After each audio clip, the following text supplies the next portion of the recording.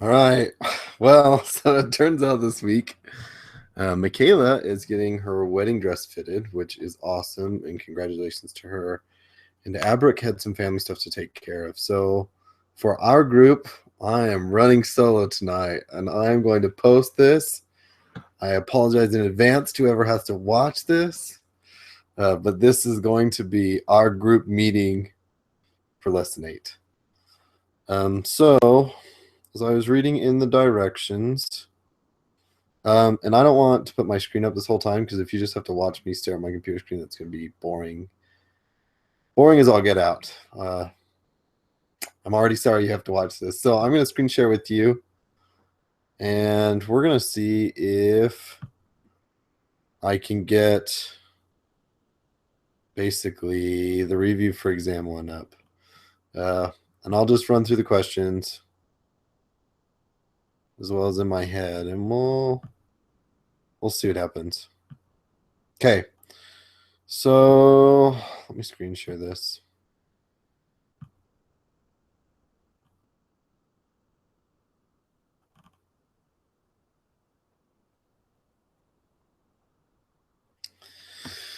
Okay, so I'm going to have to end up doing this a little bit differently because, of course, I will be both going through the screen here, if it'll let me, as well as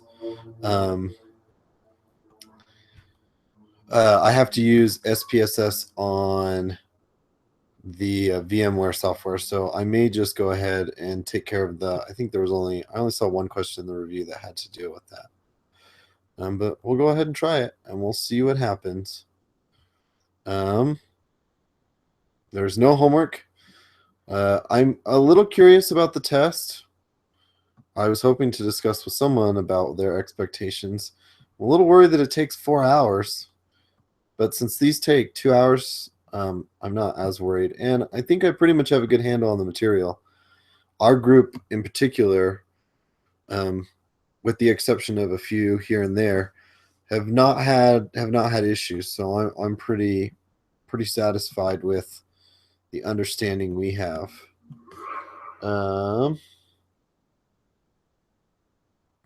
So I just got a text from Michaela. I tried to connect with Abrick, but he had sent me an email saying he wasn't going to be here. I just didn't see it in time. So I'm going to go ahead and start this up. And I'm just going to answer these questions. So, take this beforehand. I didn't know I was supposed to, but since it's only me, I don't feel bad because I think we're going to end up taking this together with just me anyway. All right. So, I met with the group, my group, and completed the group quiz with them. I'm going to mark true because technically I have met with my group. I have talked with both of my group members tonight. Just I'm the only one that can be here at this time. Oh, I hope that saves. My computer seems to be functioning very slowly because of what I've got open as far as VMware is concerned.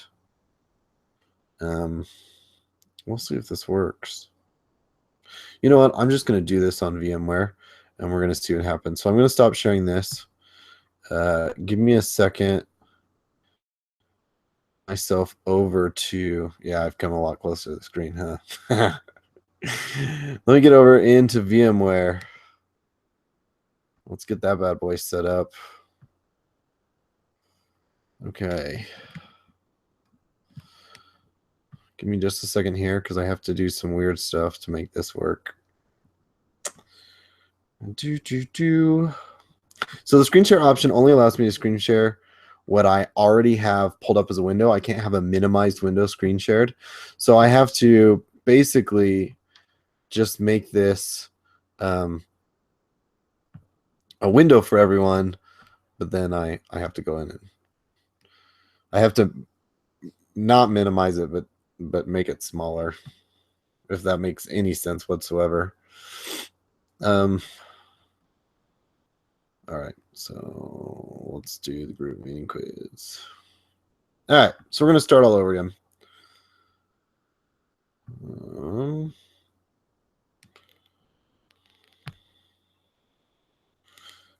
So like I said, that first question I've answered. I'm going to answer that as true and save that. Feel safe. Which of the following variables are categorical? The number of animals in the zoo are not categorical because a number would give you a definite numerical. Randomly selected brand of toothpaste would be a categorical. Age in years of randomly selected vehicle in a parking lot.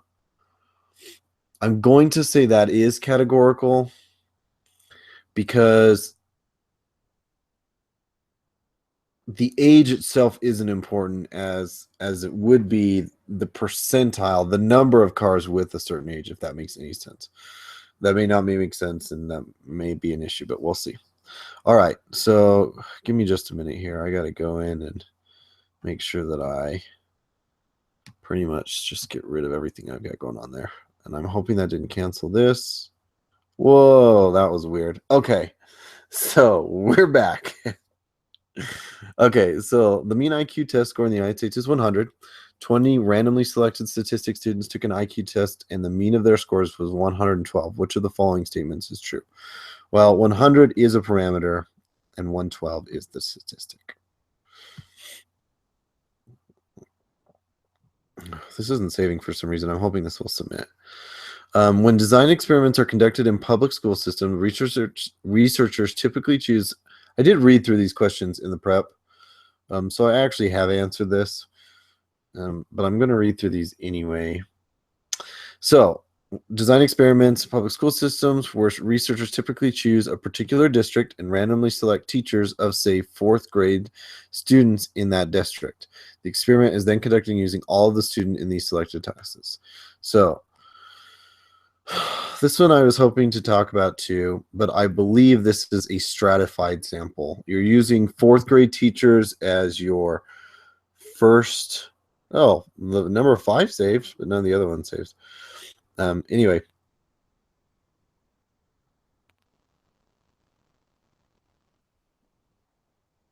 Hold on. What happened here? Okay. Sorry, I skipped number 4 for some reason. Okay. Rotham City has 4 district neighborhoods. The property values are similar within each neighborhood, but they vary considerably from neighborhood to neighborhood. One neighborhood has very little property values, and another has extremely high property values. Property taxes are usually rough proportional to the property values. What sample should we collect to gauge the residents' responses to the property taxes? Okay.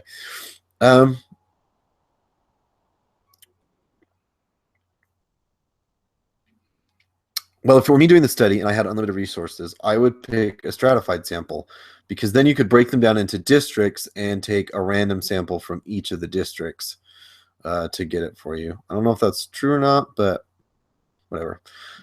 We'll find out.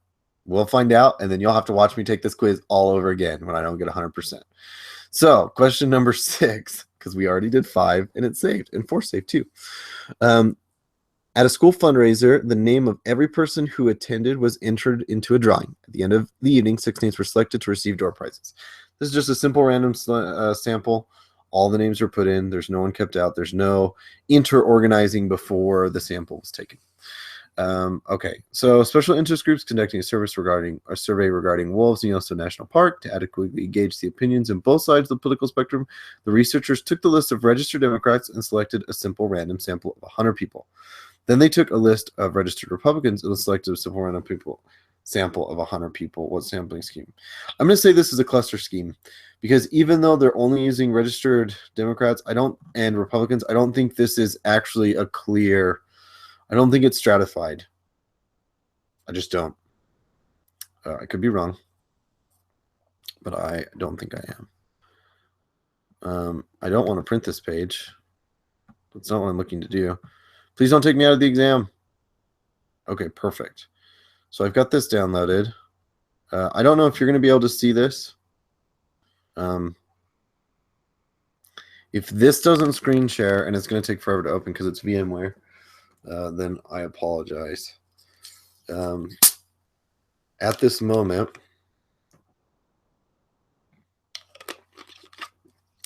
I'm going to stop screen sharing why I get this working out. Just so I can make sure that this loads the way it's supposed to. And I'm going to add a caveat why this is loading. I really enjoy,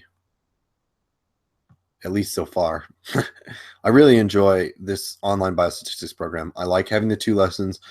I know a lot of people would have problems with the group work. I find it being so group orientated, but also not group dependent. We still know if we're getting right answers or not. Makes this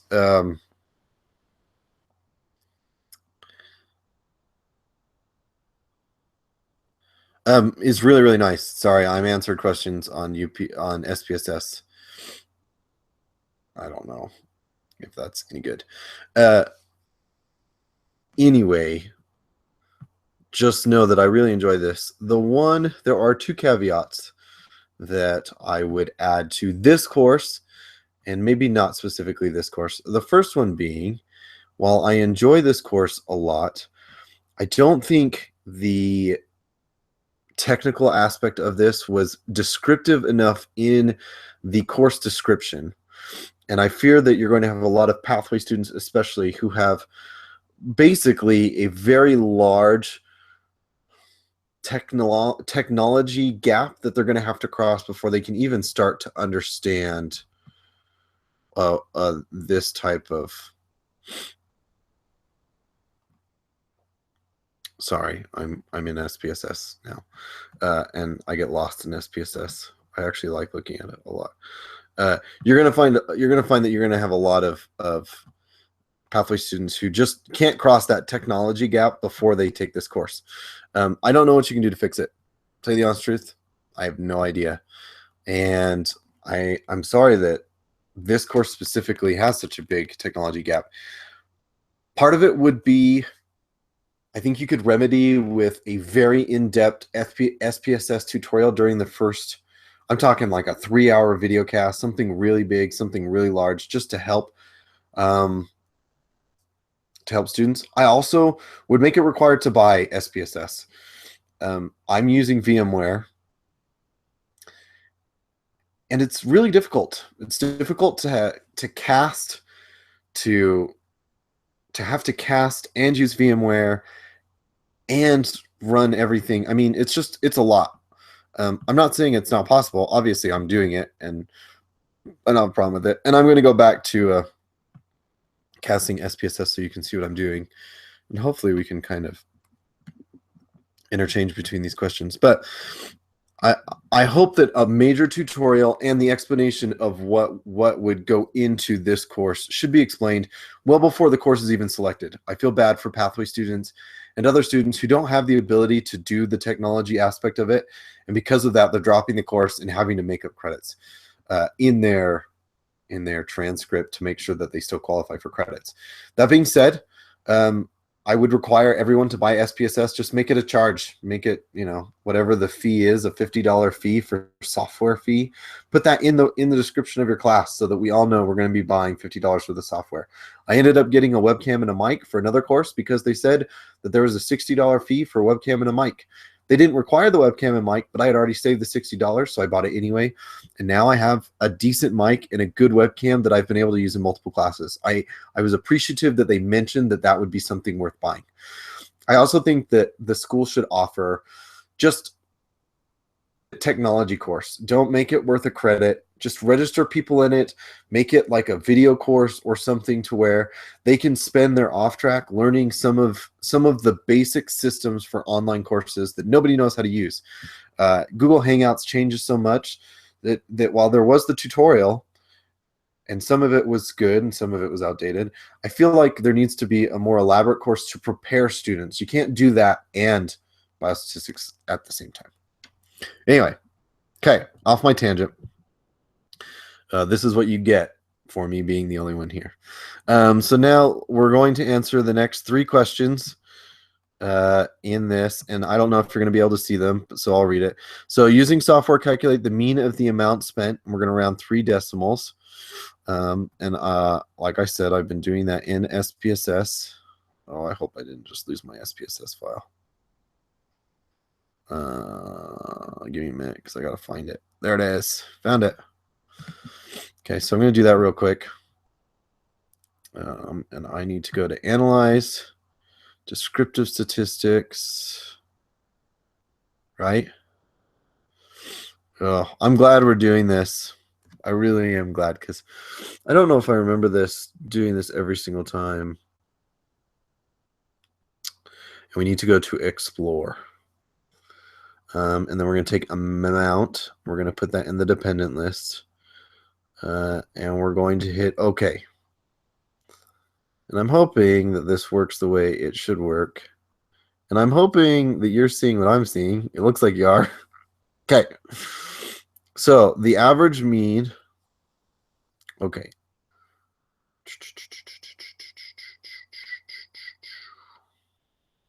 These numbers look good. Round to 3 decimals is going to be 4.771. If this is right, is the average amount spent. Now I'm going to go back and just double check to make sure that looks right. And by the looks of those numbers, hey, I'm going to call that good. Oh, sorry. I'm doing some weird stuff. So we're going to call that good. I have no idea how to get back to some of these screens. I'm hoping I didn't exit out of my... Please tell me I didn't exit out of my... The problem is I have taskbars overlapping here, so I can't see what I have open and what I don't. I need the taskbar to go away. I'm going to stop sharing again. Oh, there it is. Perfect. Okay, so you can see me now. If you could only see me now. And we're going to see if I can go back to it. So now I'm going to go back to the exam. I'm going to try and stay on the exam. And the only reason I say that is because the exam is what I'm going to be using the most. Anyway. Okay. So we're going to pop that up again. Anytime I'm screen sharing, I'm going to have some issues, but we'll make it work. Okay, so what did I say? I said my answer was 4.771. 4.771. And I know I'm only on question 8. This is going to be a long screencast. I blame you. Okay, so use software to calculate standard deviation of the amount spent as well. Okay, well, luckily, thanks to our beautiful output viewer, we already have standard deviation.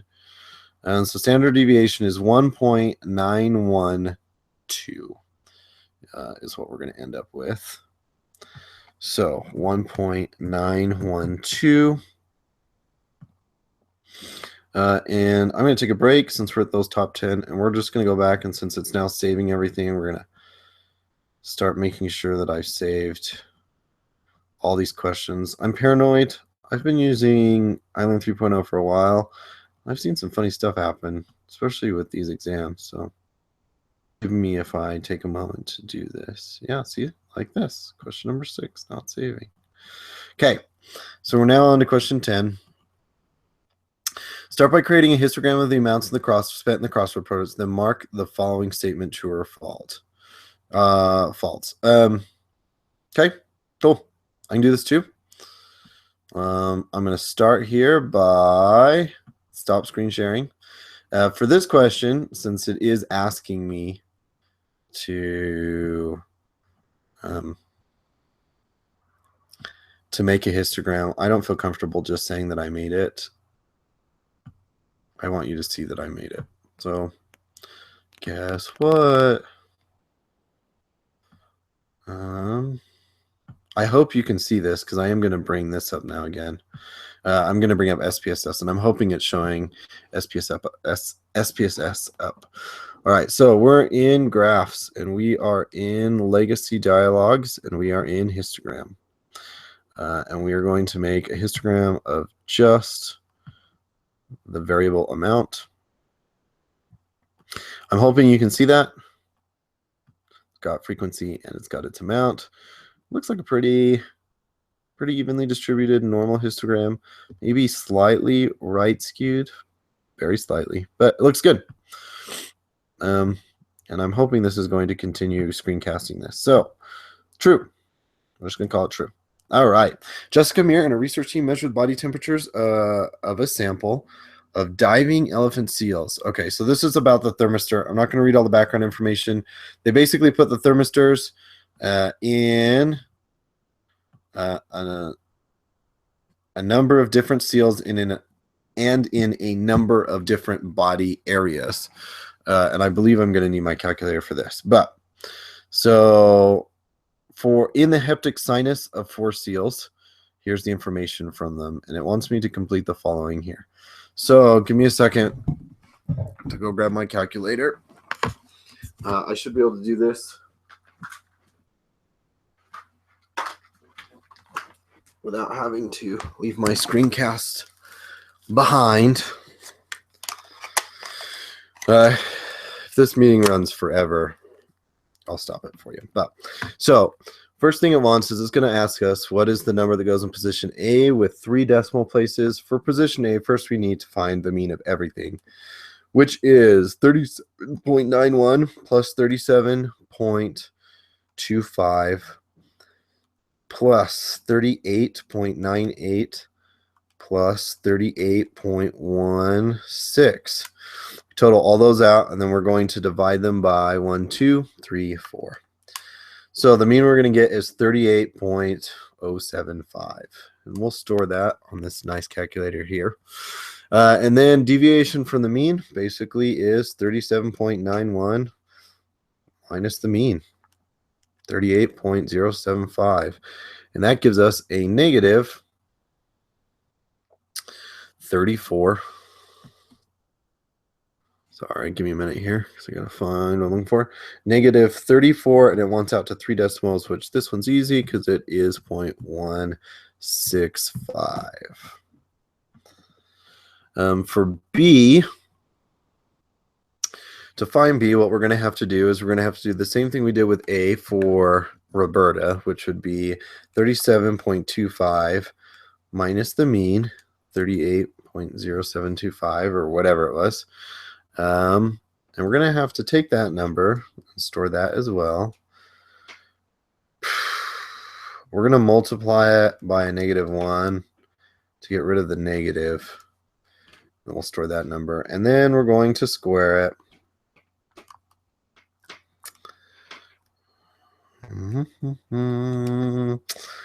And that should give us our squared deviations. And our squared deviations in this case are going to be 0.908.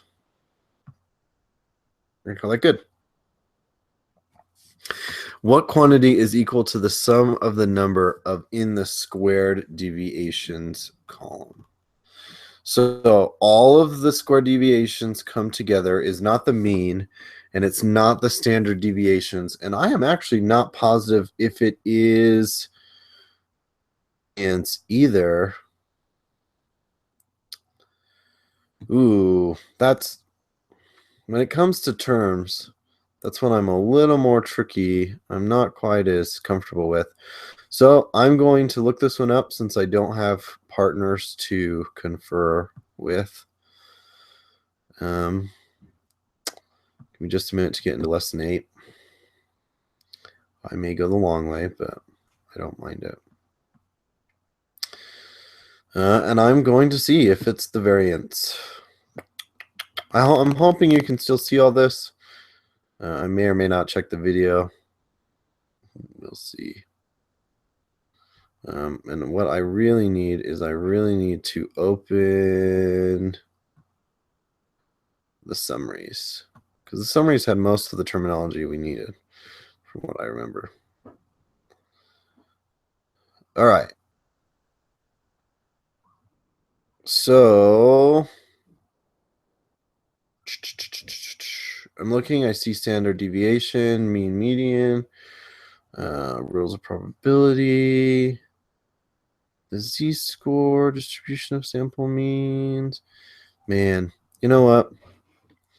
This may sound bad, but in this case, I'm just going to go ahead and guess. I think it is the variance. In fact, I'm like 80% sure it's the variance. So if it turns out not to be the variance, well, I know it's not any of the other ones, but I'm pretty sure it is the variance. Okay. What is the standard deviation of these temperatures? Oh, man. Well, so I have a few ways of doing this. But I'm going to... Can I select them? Well, I'm going to cheat here a little bit. I don't want to do the math. I can tell you I understand what I would need to do. But I'm just going to jump on SPSS, enter the numbers real quick, and let SPSS do it for me. I don't have a problem using SPSS if that's what I've got to use. So I don't feel bad. Give me 1 second again to pull up SPSS on VMware. I always hit use local encoding just in case you're wondering what I'm doing. All right. So let's get these over here. Minimize that. See if I can get far enough over to get the data set. All right. So 37.91. 37.25. I'm curious to see, are people more comfortable in your class working with the math doing longhand, or do they just plug it into SPSS? Because now that I know how to use SPSS, I understand why you would want us to know how to use it. I'm not going to lie. Here we go. Descriptive statistics, and we're going to explore them. This makes it super easy. Boom. It's running. Okay. So the standard deviation is going to be 71510. Now, I also understand in doing this that 7.715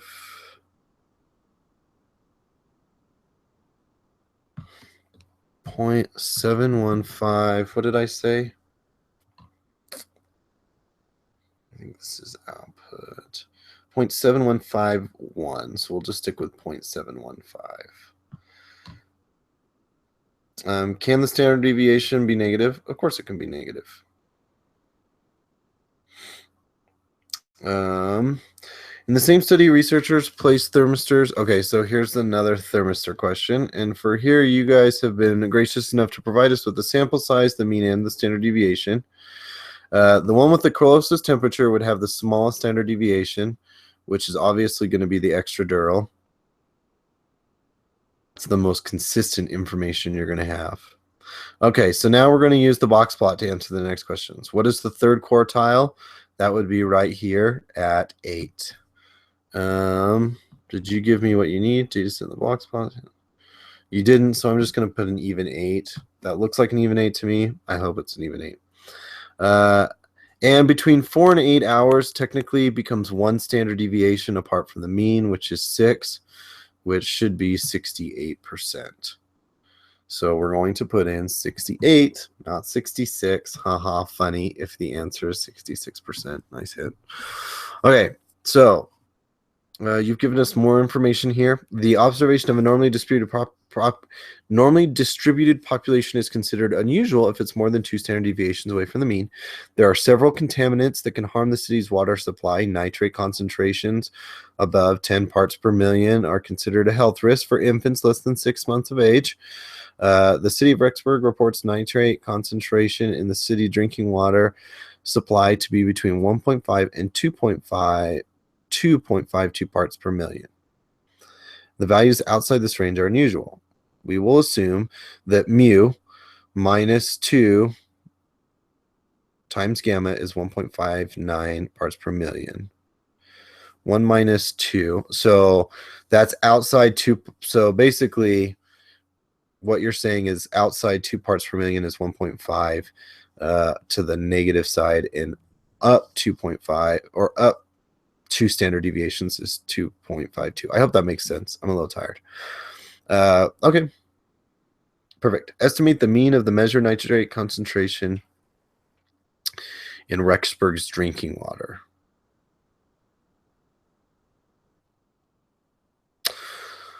All right. Well, so we need to go backwards from 2 standard deviations. So basically, if we were to do this,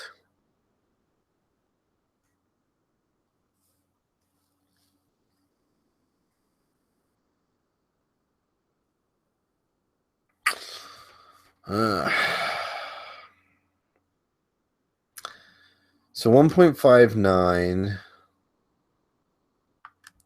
times 2 would be 3.18.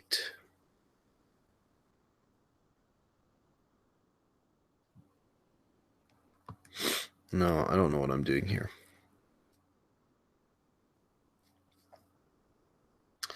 I honestly have no idea what I'm doing here.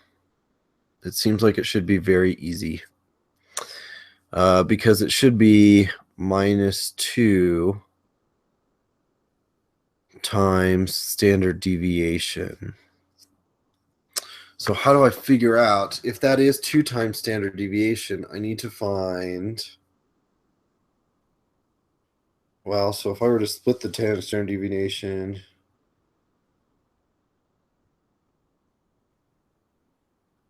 $1.59.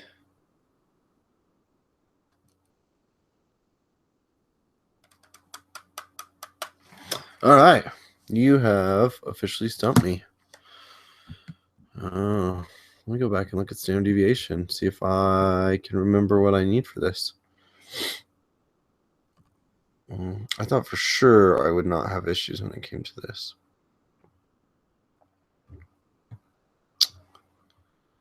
I know how to do a z-score.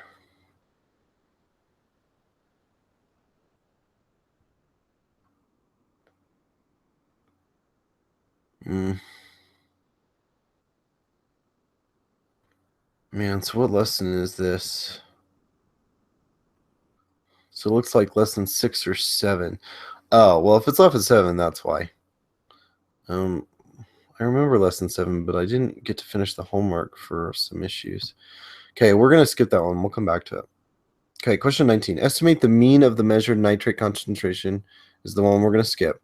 Estimate the standard deviation of the measured nitrate concentration in Rexburg's drinking water. Okay, so the mu plus 2 times what number equals? Okay, so 252, 2.52, 2, 1.26. So you're going to add 1.26 twice to what number to get 2.52? Well, that would bring us down to 0, but that can't be right. Well, let's do the mean of these two. 1.59 plus 2.52 equals that. Divided by 2. 2.05 or 2.06. 2.06 makes sense for a mean. Well, if I'm going out 3 decimal places, 2.055.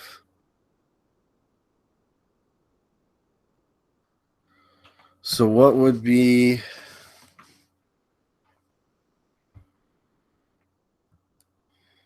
So if it is 2.055 plus 2 times that, so if I wanted to get would equal 4.52. So what I would need to do is divide 2.52 divided by 2, which is 1.26 minus 2.055. No, that can't be right.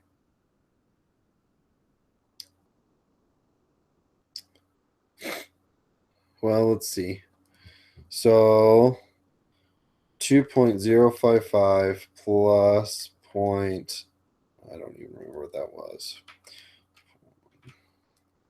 2.52 divided by 2, 1.26, minus 2.055. So I'm getting a negative 0.795.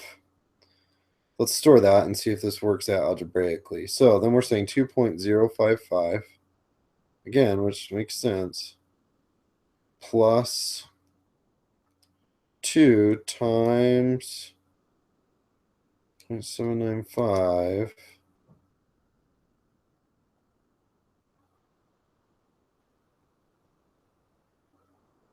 that makes no sense whatsoever. 0.55 plus, well, first of all, let's take this number, 0.795. Okay, 2.055 plus 0.795 would be 2.85. No, so we're already having issues.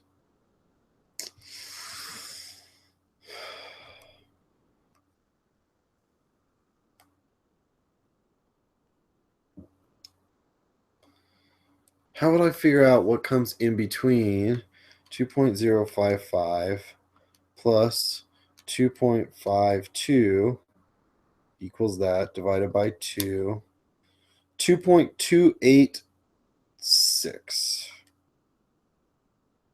What?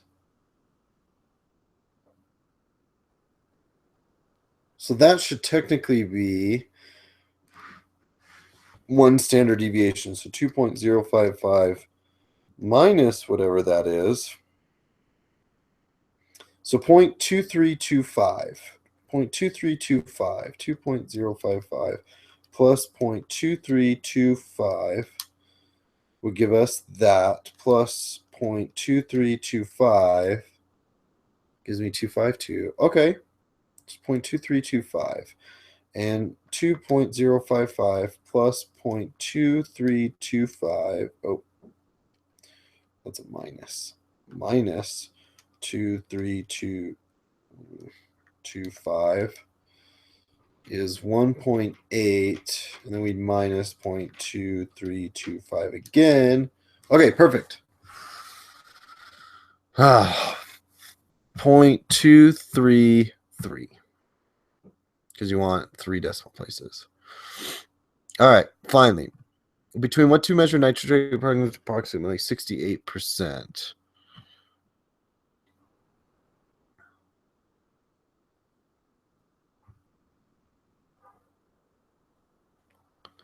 Well, 68 is going to be between one standard deviation, which would be 2.055 plus 0.2325. So 2.28 is going to be the high end. I think it's going to be this one, but I'll do the math on the low end just to make sure. 2.055 minus 0.2325 should give me 1823. Okay. Gotcha. All right. Use the following information to answer the remaining questions. How many questions is this? Like 30? 31. Okay. We only have a few more questions left. It's been about an hour. So we're going to continue through this. I'll do it once through. And then if I get questions wrong, I figured this would be a longer meeting. So if I get questions wrong, I'll just redo it on my own. Okay, so the admissions committees for most Master's Business Administration MBA programs require the Graduate Management Admission Test, GMAT, as part of the application of new students. It has been shown the scores of GMAT are normally distributed with a mean of 542.3, standard deviation of 120.54. And I'm glad you listed your source. That's a good thing. The minimum GMAT score required for the admission to whatever the MACC program, the School of Accountancy, is 500. Okay. But it is rare for students with scores less than 600 to be admitted. Okay. What is the probability that a randomly selected student will score above 5.432? Well, you haven't listed how, so we're just going to put 0.50 because they would have a 50% probability because that is the mean. What is the probability a random selector will score below a 600? on the score. Okay. For this, we're going to use the applet. Normal probability applet, because we're talking about probabilities here. So we will punch in these because we already know this is going to be something that looks like that. Now that we have it open, let's scroll all the way back down. Find it.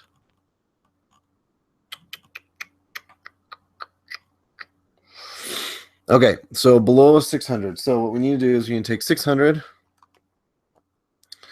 minus mu, which is 542.3. And then we're going to divide that by 120.54 to get a z-score. And that z-score is quite interesting. But it is 0.009179. We hit enter.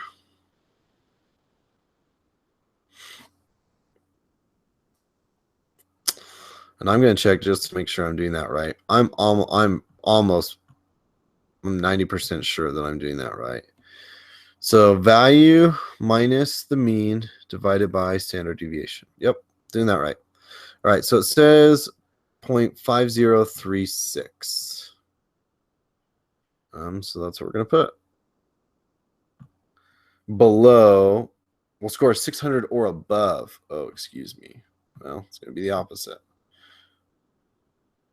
No, that's not right. How can it be 5036 on the bottom and 5036 on the top? I mean, that is a very low score.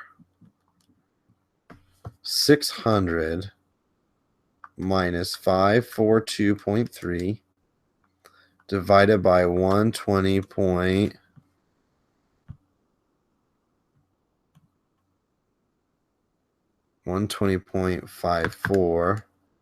Oh, that's a much better. That makes more sense. 0.478679. There you go. All right. So 0.316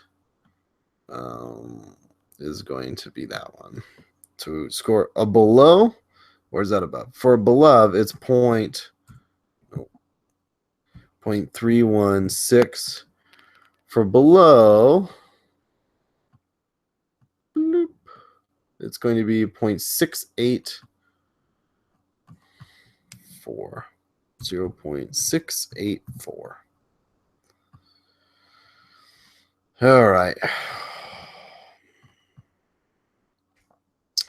Find the GMAT score that responds to the 10th percentile. So we're going to go to the normal probability app. We're going to select anything below that. We're going to go at the very bottom because 10th percentile would definitely not be very high. So that gives it a z-score of negative 1.282. Negative 1.282. And from this, we need to, so we take the z-score, we need to multiply it by the standard deviation. So times 120.54, right? 0.54. All right, which gives us a negative 154. And then we need to add 542.3. So the GMAT score that responds to that, and you're going to round to the nearest whole number, would be the 388. Well, for the 90th percentile, we're going to do the exact opposite. 0.90. So that gives us a z-score of 1.282, which would make sense. No. select this, not this. Yeah. Okay, 1.282. So 1.282 times 120.54 is that plus 542.3. So the 90th percentile, which is going to be an awesome score of 697 as a whole number. Cool. Third quartile. 0.75 gives us a z-score of 0.674 times 120.54 plus 542.3. So 75th is going to give you 620. We're going to call that 624 as the whole number. Consider a random sample of n 15 students. Mean of distribution, sample mean scores for such. What? Consider the simple random sample of n equals 15 students taking the GMAT. What is the mean of the distribution of sample mean scores for all such samples? All right, so you got n equals 15. This I'm going to have to do the review for because I don't remember the formula right off the top of my head. I remember seeing it, though. Question is, where did I see this?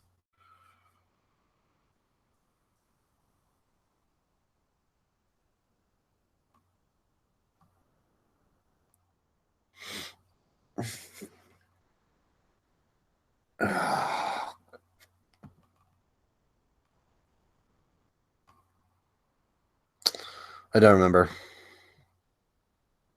It's another one that's just going to get skipped. Oh, and it's asking for the first quartile down here. Did I miss the first quartile? I did. How many of these questions did I miss? Oh, that's scary. All right. Let me do this real quick. So first quartile, 0.25. Just make sure I hit that on the is the exact opposite. Negative 0.674 plus 120.54. Nope. Negative 0.674 times 120.54 plus 5. I don't even remember what it is. 542.3.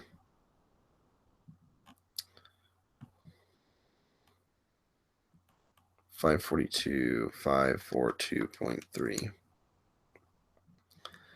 All right, so first quartile score is 461. Not a good score.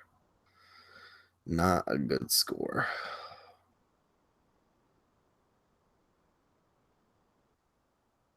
I know it has to do with n equals 15. I don't know. Standard deviation of the distribution of sample mean scores for all such samples. I don't know.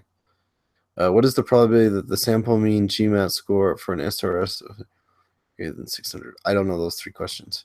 Okay, so apart from 29 through 31, it looks like I've answered all the other questions. We're going to submit this.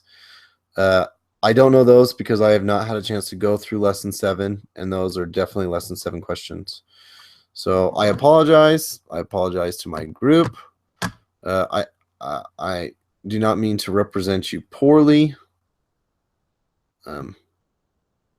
Hopefully, yeah.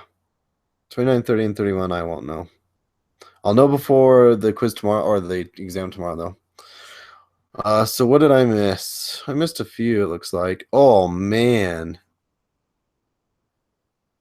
Well, I knew I was going to miss these 3. What else did I miss? I got a lot of these right. This one.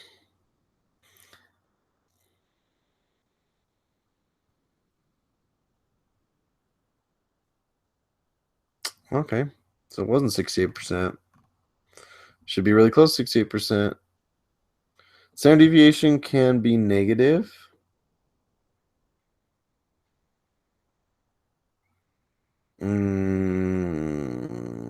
Oh, okay. I understand what you mean there. You're right. So it can't be because it's standard. And it's not the variance.